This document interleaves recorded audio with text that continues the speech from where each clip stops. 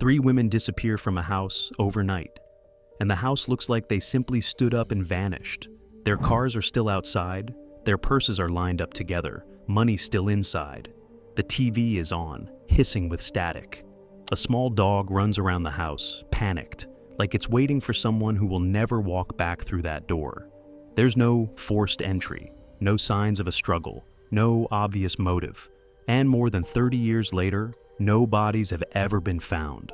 If this was an abduction, it wasn't messy. It was controlled, quiet, fast.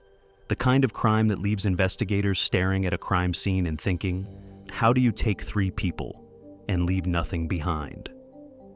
The last normal night? June 6, 1992 is supposed to be one of the happiest days of Suzie Streeter and Stacy McCall's lives. Graduation, friends, parties, plans for the next morning. Stacy had a family that loved her deeply, and she had a future she was stepping into.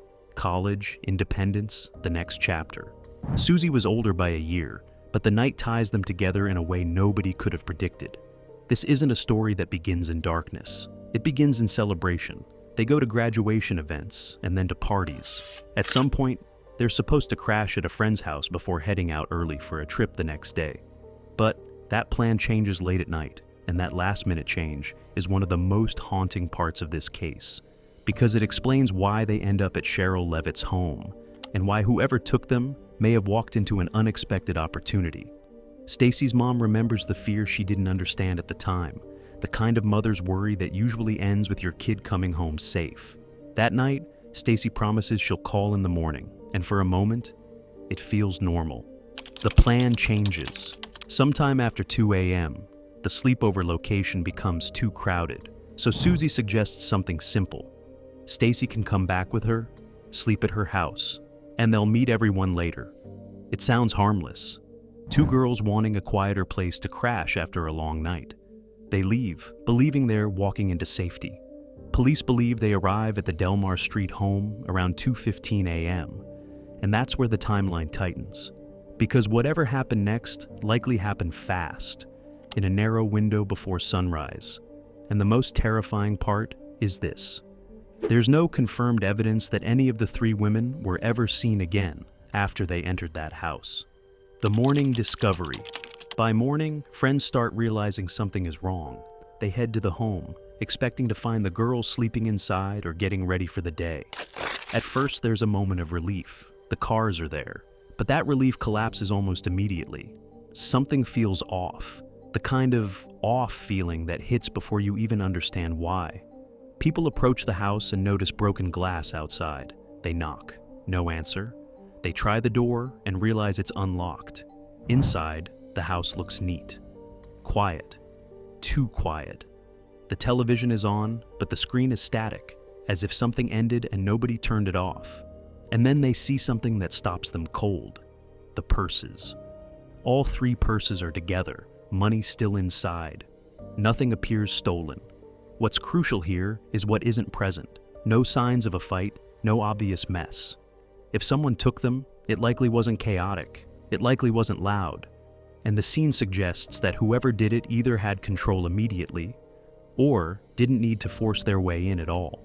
The phone calls plus the deleted message. Then come the phone calls. Crude, sexual, disturbing calls that hit at the worst possible moment, right as everyone is realizing the women are missing. And then something happens that feels like a curse in true crime history. A message is erased. A message police later believe could have been important. Back in the early 90s, answering machines didn't behave like modern voicemail. Messages could be overwritten or deleted easily. And in this case, the message is gone before investigators ever get to hear it. If that message contained a threat, a clue, a voice, background noise, anything, it's lost. And the case loses one of its only direct voices from the moment after the disappearance. Police arrive, but the house has been filled with friends and family first. People tidy up because they don't yet understand they're walking through a crime scene. They empty ashtrays, move objects, clean, straighten. They even repair something minor, trying to be helpful. But in doing so, they destroy what might have been the only physical trail left behind. It's not blame, It's tragedy. Because most people don't expect a graduation sleepover to become an abduction of 3 women. But by the time law enforcement is fully involved, much of the scene's integrity is gone. How do you take 3 people? This is the question that makes the Springfield Three case feel almost impossible. 1 person going missing can happen in countless ways. 2 is harder. But 3 from 1 house, without forced entry, without obvious struggle, without anything stolen.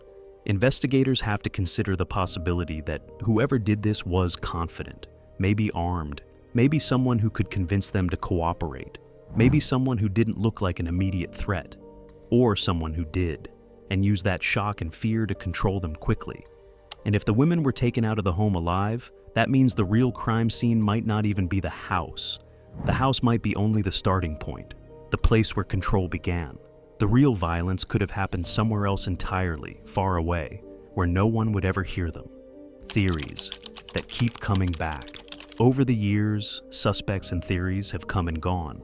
A grave robbery connection, a green van sighting, people of interest who fit parts of the story, but not enough to prove anything. The case attracts every kind of explanation because the facts are so thin and the stakes are so high. And then there's the name that refuses to disappear from the conversation. Robert Craig Cox. A trained Army Ranger with a violent history of abducting women, connected to Springfield at the time, and later linked to disturbing statements that sound like a confession without giving investigators what they need. But even with a frightening suspect profile, the case doesn't move, because suspicion isn't proof.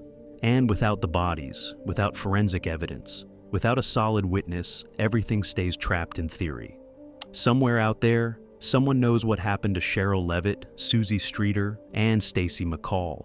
Someone knows where they are. Someone knows why 3 women vanished from a house without taking a single belonging, without leaving a single clue, without making a single sound. That person might be the perpetrator themselves, living with this secret for over 30 years. Or it might be someone who helped cover up the crime.